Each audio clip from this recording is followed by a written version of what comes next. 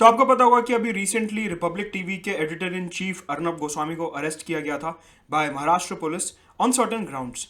और उसके बाद पूरे ट्विटर पे सोशल मीडिया पे हैशटैग ट्रेंड होने लगे और लोग अपनी अपनी राय देने लगे कि ये अरेस्ट जो है सही है, ये अरेस्ट जो है गलत है, freedom of speech, freedom of expression, freedom of media जो है वो अंडर थ्रेट है, फंडामेंटल राइट्स अंडर थ्रेट है, डिसेंट अंडर थ्रेट है। कहीं कुछ लोगों ने बोला कि इमरजेंसी जैसा फील हो रहा है। तो अलग अलग टिप्पणियां, अलग अलग ओपिनियंस आने लगे इस पूरे मसले के बारे में। यहां पे कॉन्स्टिट्यूशन के पर्सपेक्टिव से जानने की कोशिश करेंगे कि जो पूरा मसला है ये एग्जैक्टली है क्या, कितना सही है, कितना गलत है, अलग अलग पार्टीज का इसमें क्या रोल है, और जो एक बात बोली जा रही है कि जो पूरा मसला है this is BJP versus Shiv Sena या फिर बीजेपी वर्सेस कांग्रेस, क्या ये सच्ची में बात इंप्लीमेंट होती है ऑन ग्राउंड या नहीं। ये सारे के सारे एंगल से एनालाइज करने वाले हैं इस पर्टिकुलर मसले को in this particular video presented by me Mudit Gupta. साथ के साथ इस वीडियो के एंड में मॉक क्वेश्चंस भी कराऊंगा कि यूपीएससी मेंस में किस तरीके से इस मसले से मॉक क्वेश्चंस बन सकते हैं। तो पूरा एंड तक वीडियो देखिएगा, आपको मॉक क्वेश्चंस भी मिलेंगे मेंस के आंसर राइटिंग के साथ। राइट, आगे बढ़ने से पहले हमने अनअकैडमी पे आपको पता है कि अलग से एक ऑप्शनल की कैटेगरी स्टार्ट करी है, that is civil services optional category by Unacademy top educators. तो अभी हमने क्या करा है, यहाँ पे एक स्पेशल क्लासेस की सीरीज रखी है, फ्री स्पेशल क्लासेस की सीरीज रखी है, जहां पे अनअकैडमी के जो टॉप ऑप्शनल के एजुकेटर्स हैं वो आपको स्ट्रैटेजी बताएंगे अलग अलग ऑप्शनल्स की। आपको पता है कि optional is one of the most important aspect of preparation in the UPSC civil services exam.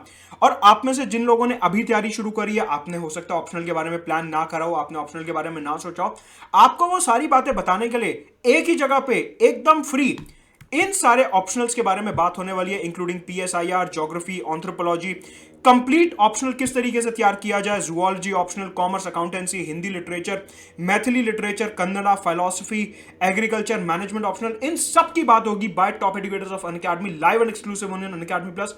कोई रजिस्ट्रेशन फीस नहीं है, एब्सोल्युटली फ्री है। नीचे डिस्क्रिप्शन बॉक्स और कमेंट में आपको लिंक मिलेगा इन सेशंस के लिए एनरोल करने का, एब्सोल्युटली फ्री ऑफ कॉस्ट। सो जरूर इन सेशंस को देखिए अगर आप ऑप्शनल अपना स्ट्रॉन्ग करना चाहते हैं तो आइए वापस आते हैं अर्नब गोस्वामी के मसले पे। सबसे पहले समझते हैं कि ये पूरा मैटर है क्या। बेसिकली क्या हुआ, 2018 में एक इंटीरियर डिजाइनर थे जिन्होंने सुसाइड कर लिया और उनके सुसाइड नोट में लिखा हुआ था कि अर्नब गोस्वामी ने मेरे पैसे देने थे और क्योंकि वो मेरे पैसे नहीं दे रहे थे इस वजह से मेरी कंपनी बैंकरप्ट हो गई थी और मैं सुसाइड कर रहा हूं। अब उन्होंने अर्नब गोस्वामी के ऊपर पूरा का पूरा ब्लेम डाला एंड ही कमिटेड सुसाइड। तो इंडियन पीनल कोड के section 306 abetment to suicide, abetment of suicide के अंडर महाराष्ट्र पुलिस ने अर्नब गोस्वामी के अगेंस्ट केस दाखिल करा 2018 में।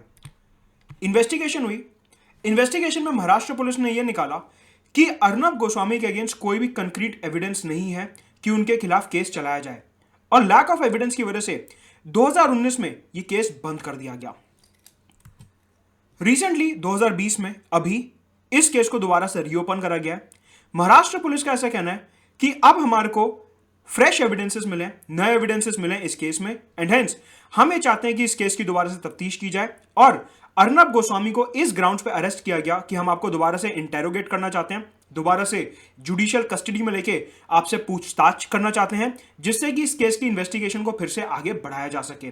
तो बेसिकली ये पूरा का पूरा मसला एक ऐसे केस के बारे में है जो 2018 में महाराष्ट्र पुलिस ने खुद बंद करा था, लेकिन अब दोबारा से इस केस को खोला गया है ये बोलते हुए कि हमारे को नए सबूत मिले हैं इस पर्टिकुलर केस में। सवाल उठता है आगे बढ़ने से पहले ये जो पूरा मसला हुआ यहां पे कॉन्स्टिट्यूशनल एंगल क्या है। कॉन्स्टिट्यूशन ऑफ इंडिया के टोटल 5 आर्टिकल्स इधर इन्वॉल्व हैं जिनके बारे में मैं अब आपको बताने जा रहा हूं। सबसे पहले आर्टिकल नंबर 20 जो बोलता है protection in respect of conviction of offences.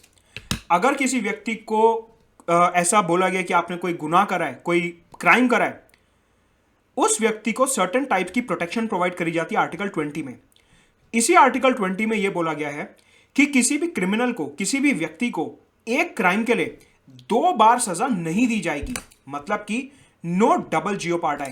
कहने का मतलब यह है किसी व्यक्ति ने मर्डर कर दिया, उसको मर्डर के लिए एक बारी 10 साल की जेल कर दी गई, दोबारा से सेम मर्डर के लिए उसको पनिशमेंट नहीं दी जा सकती।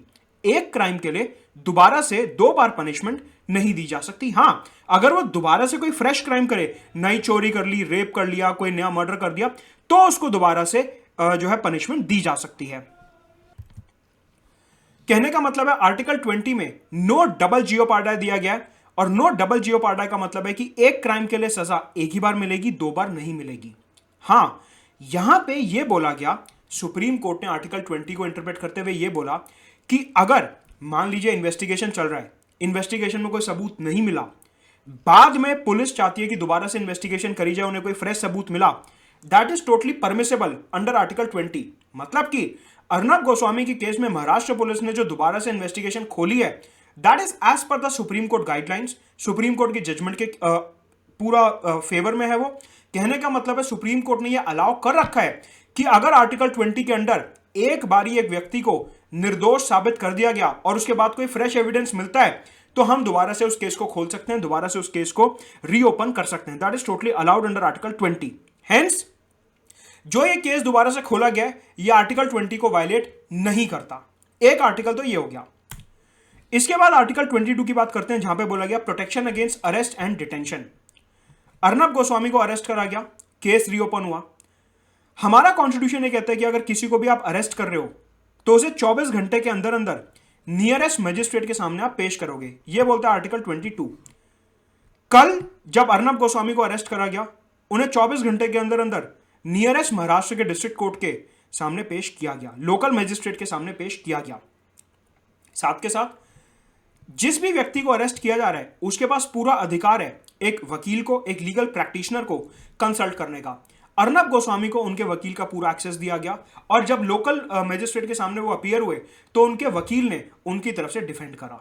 साथ के साथ आर्टिकल 22 में ही एक बात और बोली गई कि जिस भी व्यक्ति को आप अरेस्ट कर रहे हो, उसको अरेस्ट का रीजन बताना बहुत जरूरी है।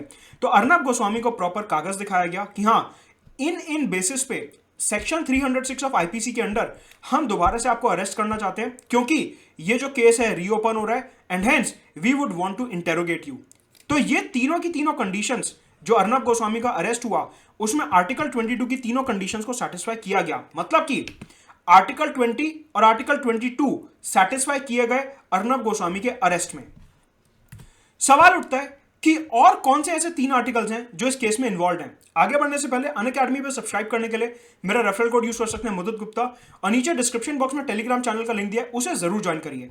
नाउ आर्टिकल 20 और 22 के अलावा यहां पे आर्टिकल 14 भी इन्वॉल्व है। कैसे? बहुत से लोग ये बोल रहे हैं कि अर्नब गोस्वामी ने क्राइम नहीं करा एंड उनका जो अरेस्ट हुआ वो गलत हुआ। ट्विटर पे, फेसबुक वगैरह पे काफी सारे ऐसे पोस्ट हैं। देखिए, कानून के आगे सब बराबर है। चाहे अर्नब गोस्वामी हो, चाहे कोई ऑपोजिशन के नेता हो, चाहे भारत के प्रधानमंत्री हो, अगर किसी ने कोई क्राइम करा है तो कानून के आगे सब बराबर है। आर्टिकल 14 ये कहता है, चाहे एक किसान हो, चाहे कोई देश का सबसे रईस आदमी हो, चाहे कोई बहुत बड़ा पॉलिटिकल नेता हो, चाहे कोई बहुत बड़ा जर्नलिस्ट हो, कानून को उस चीज से फर्क नहीं पड़ता। आर्टिकल 14 के अंडर सब कानून के आगे बराबर हैं।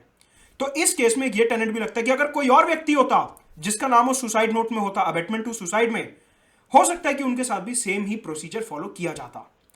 आर्टिकल 14। इसके अलावा आर्टिकल 19 इन्वॉल्व है कि जो प्रेस है, मीडिया है, they derive their freedom from freedom of speech and expression. हमारे को पता है freedom of speech and expression article 19 में दिया हुआ है। इसका क्या रेलेवेंस है अभी अगली स्लाइड में आपको पता चलेगा। इसके अलावा इसमें आर्टिकल 21 भी इन्वॉल्व है कि सडनली अर्नब गोस्वामी को उनके घर से अरेस्ट कर लिया जाता है।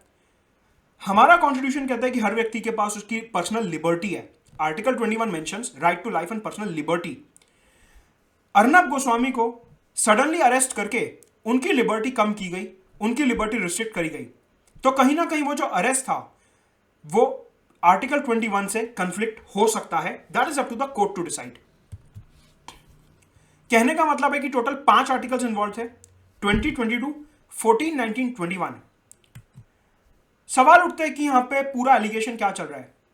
बेसिकली क्या हुआ, ऐसा सुनने में आता है और रिपोर्ट्स ऐसा बताती हैं कि 2018-19 में जब महाराष्ट्र में देवेंद्र फडणवीस की गवर्नमेंट थी, बीजेपी की सरकार थी, उस टाइम पे ऐसा माना जाता है कि Arnab Goswami was close to BJP, जिसकी वजह से उनका जो केस था वो बंद कर दिया गया। अभी ऐसा बोला जा रहा है क्योंकि Arnab Goswami is close to BJP और आज की तारीख में महाराष्ट्र में शिवसेना कांग्रेस की गठबंधन की सरकार है, कोएलिशन गवर्नमेंट है, इस वजह से इस केस को रीओपन किया गया। अब देखिए, ये सारी की सारी स्पेक्यूलेटिव रिपोर्ट्स हैं, इसमें कितना सच है कितना नहीं वो हमारे लिए इन्वेस्टिगेट करना मुश्किल है, लेकिन जो मीडिया रिपोर्ट्स हैं वो मैं यहां पे कोट कर रहा हूं। साथ के साथ एक बात और बोली जाती है कि यहां पे कांग्रेस शिवसेना का जो अलायंस है, उन्होंने महाराष्ट्र पुलिस का इस्तेमाल करते हुए इस पूरे मुद्दे पे अर्नब गोस्वामी के ऊपर केस रीओपन कराया है, क्योंकि अर्नब गोस्वामी ने शिवसेना की सरकार को माइग्रेंट इशू पे, जब कोरोना लॉकडाउन हुआ था और माइग्रेंट्स वापस जा रहे थे तो माइग्रेंट्स के इशू पे, परघाड़ लिंचिंग केस में, साधुओं का जो केस हुआ था महाराष्ट्र में उस केस में, और सुशांत सिंह राजपूत केस में, इन तीनों केसेस में अर्नब गोस्वामी ने शिवसेना की सरकार को जम के क्रिटिसाइज करा था अपने न्यूज चैनल रिपब्लिक टीवी पे। तो कुछ मीडिया रिपोर्ट्स और ट्विटर पोस्ट का ये कहना भी है कि क्योंकि ये सारे के सारे क्राइसिस में अर्नब गोस्वामी ने शिवसेना सरकार को जम के क्रिटिसाइज करा था, तो कहीं ना कहीं एक बदला लिया जा रहा है ये केस को रीओपन करके। अब देखिए, ये जितनी भी मीडिया रिपोर्ट्स और ये मीडिया ट्रायल्स होते हैं, इन्हें क्या कहते हैं, मीडिया ट्रायल्स, कि कोई भी सनसनीखेज खबर होती है, लोग ट्विटर फेसबुक वगैरह पे सोशल मीडिया का इस्तेमाल करके अपने अपने ओपिनियंस देने लगते हैं विदाउट प्रॉपर फैक्ट्स। कहने का मतलब यहां पे यह है कि अर्नब गोस्वामी को अरेस्ट करा पुलिस ने, एग्जीक्यूटिव का पार्ट है पुलिस, मतलब कि हमारी इंडियन डेमोक्रेसी में 3 पिलर्स हैं, लेजिस्लेचर, एग्जीक्यूटिव और जुडिशरी। यहां पे लेजिस्लेचर इन्वॉल्व नहीं है as such. Executive that is police, police ने अरेस्ट करा अर्नब गोस्वामी को। हमारे कॉन्स्टिट्यूशन में हमारे को जुडिशरी दिया हुआ है, which is the guardian of the fundamental rights, which is the protectorate of the fundamental rights. अगर हमारी अदालतों को, लोअर कोर्ट, हाई कोर्ट और सुप्रीम कोर्ट को अगर ये लगता है कि पुलिस ने गलत करा, एग्जीक्यूटिव ने गलत करा, तो they will release Arnab Goswami as innocent. लेकिन अगर कोई एविडेंस पाया जाता है कि हाँ अर्नब गोस्वामी ने गलत करा, उनका हाथ था, he was involve in abetment to suicide, तो ऑब्वियस सी बात है कोर्ट्स उनको प्रॉपर सेंटेंस देंगे। कहने का मतलब है इक्वालिटी ऑफ लॉ लगाते हुए आर्टिकल 14, अगर आपने क्राइम नहीं करा तो कोर्ट आपको एकदम बाइज्जत बरी कर देगा, अगर आपने क्राइम करा है तो फिर तो किसी ने भी क्राइम कराओ सजा तो मिलके ही रहेगी। कोई भी स्पेशल केस यहां पे नहीं है हिंदुस्तान में, क्योंकि हमारे आर्टिकल 14 है, इक्वालिटी बिफोर लॉ है। तो यहां पे हमारे को जुडिशरी में फेथ रखना पड़ेगा rather than social media trials, कि हम अपनी अपनी टिप्पणी दे रहे हैं कि हाँ ऐसा हुआ होगा वैसा हुआ होगा। Rather than doing all this, हमारे को जुडिशरी पे भरोसा रखना होगा, और एक जो सेपरेशन ऑफ पावर है जुडिशरी और एग्जीक्यूटिव के बीच में, उसका संतुलन किस तरीके से बना रहता है वो हमारे को इस केस में देखना होगा, राइट। साथ के साथ एक बात मैं आपको और बताना चाहूंगा कि अगर अर्नब गोस्वामी ने migrant issue, lynching issue, Sushant Singh Rajput का केस कवर करा, या किसी और मीडिया हाउस ने भी ये इश्यूज कवर करे, या सरकार को क्रिटिसाइज करा, या सरकार की तारीफ करी, that is covered under article 19, freedom of speech and expression, right. तो यहां पे हमारे को जुडिशरी के ऊपर फेथ रखना होगा कि अगर महाराष्ट्र पुलिस ने अर्नब गोस्वामी को अरेस्ट करा है, that is up to the judiciary to decide कि वो अरेस्ट सही था या गलत था। अगर सही था तो प्रॉपर इन्वेस्टिगेशन होनी चाहिए, चाहे वो कोई भी व्यक्ति हो जिसने क्राइम करा उसके खिलाफ इन्वेस्टिगेशन होनी चाहिए, और अगर वो इनोसेंट है तो उन्हें बाइज्जत बरी किया जाना चाहिए, और महाराष्ट्र पुलिस को बोला जाना चाहिए कि बिना प्रॉपर इन्वेस्टिगेशन के आप अरेस्ट आगे से नहीं करेंगे। So it is up to the judiciary to decide the tenets of the case, right. यहां पे 4 मेजर मॉक क्वेश्चंस बनते हैं मेंस के पर्सपेक्टिव से, GS2 and GS3, polity and governance GS2, internal security GS3। एक बार देखते हैं क्या सवाल बनते हैं। Freedom of press has come under persistent threat in recent times. What is your opinion about it? What can be done to safeguard the fourth pillar of Indian democracy? हमारे यहाँ जो प्रेस मीडिया है उसके ऊपर काफी ज्यादा threat आ रहा है, उसके ऊपर काफी ज्यादा एक प्रेशर बनाया जा रहा है to prevent unbiased reporting, transparent reporting को प्रिवेंट करने के लिए। आपका इस बारे में क्या ओपिनियन है और इसको कैसे सेफगार्ड किया जा सकता है? कहने का मतलब है एक केस तो हमने अर्नब गोस्वामी का देख लिया, इसके अलावा भी देश भर में गौरी लंकेश, कालबुर्गी एटसेट्रा जो जर्नलिस्ट थे उनके ऊपर काफी ज्यादा अटैक्स हुए हैं पिछले कुछ टाइम में, और कहीं ना कहीं लोगों को ये लगता है कि मीडिया और प्रेस के ऊपर परसिस्टेंट अटैक्स हो रहे हैं टू रिड्यूस ट्रांसपेरेंट रिपोर्टिंग। ये हो गया एक सवाल। Second question, freedom of press in India includes the responsibility of the media houses to report ethically and in an unbiased manner. अगर आप एक मीडिया हाउस हो, आपके पास right to freedom of speech and expression है, इसका मतलब यह नहीं है कि आप जनता को एक पर्टिकुलर पॉलिटिकल आइडियोलॉजी के लिए पोलराइज करोगे, कि सरकार के फेवर में एकदम दिमाग सेट करोगे या सरकार के खिलाफ दिमाग सेट करोगे। नहीं, आपका काम है फैक्ट्स को रिपोर्ट करना, ओपिनियन को रिपोर्ट करना, that should be unbiased. Supreme court ने क्या बोला था, एक जजमेंट में इंटरप्रेट करते हुए कि फ्रीडम ऑफ प्रेस का मतलब है कि जो मीडिया है वो जनता को फेयर फैक्ट्स बताएगी, जनता को पोलराइज नहीं करेगी। ऐसा सुप्रीम कोर्ट ने बोला था फ्रीडम ऑफ प्रेस को एनालाइज करते हुए। तीसरा सवाल इंटरनल सिक्योरिटी से related, bias and selective reporting of events by the press has the potential to polarise the Indian society. मतलब कि जो तोड़ मरोड़ के फैक्ट्स को प्रेजेंट किया जाता है मीडिया में, वो हमारे भारत की सोसाइटी को विभाजित कर सकता है। In the light of the recent events, explain how this rising trend can be an internal security threat to the country. किस तरीके से biased reporting, communal reporting, casteist reporting, gender based reporting हमारी society को divide कर सकता है, इसके ऊपर हमारे को GS3 का आंसर लिखना है, राइट? कि किस तरीके से इंटरनल सिक्योरिटी थ्रेट बन के सामने आ सकता है। इसी के अलावा रोल ऑफ सोशल मीडिया के ऊपर भी एक क्वेश्चन बनता है कि जब भी कोई बड़ी वारदात होती है, बड़ा इवेंट होता है देश में, लोग अपने आप को मीडिया ट्रायल्स करने लगते हैं, अपने आप को जज समझने लगते हैं, and that leads to influencing the people.